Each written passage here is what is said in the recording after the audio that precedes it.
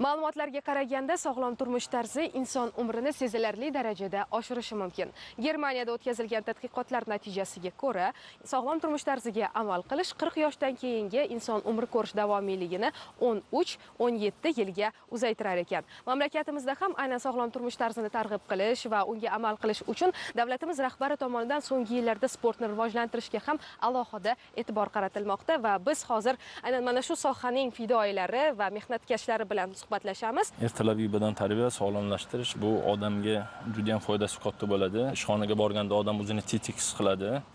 Sog'lom turmush tarzini hamma o'zi kundalik rejasi qilib olish kerak bo'ladi. 2025-yil 13-fevraldan prezidentimizning o'tkazilgan video selektoridan keyin Toshkent shahridagi barcha bog'larda ommaviy chiqishlar bo'lib o'tmoqda. Bizda sport vazirligi tomonidan buyrug'iga asosan har hafta mana bugun bu bog'da, keyingi hafta boshqa bog'da borib o'zimiz ham o'sha ertalabki badan tarbiyani o'tkazamiz. 5 tashabbus olimpiadasi, undan keyin yugurishlar, marafonlar tashkil etilyapti. U marafonlardagi o'sha ishtirokchilarning sonini milliondan oshyapti. Toshkent shahrining o'zida har kuni ertalab bitta bog'da, misol uchun Navruz bog'ining o'zida 1000 dan ziyod chiqib o'zi mustaqil ravishda mashg'ulot olib boryapti.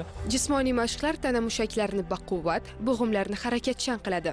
Qomatning to'g'ri shakllanishiga yordam beradi. Bu jarayonda organizmning biror a'zosi yoki tizimigina emas, balki butun tana birdek ijobiy foyda oladi.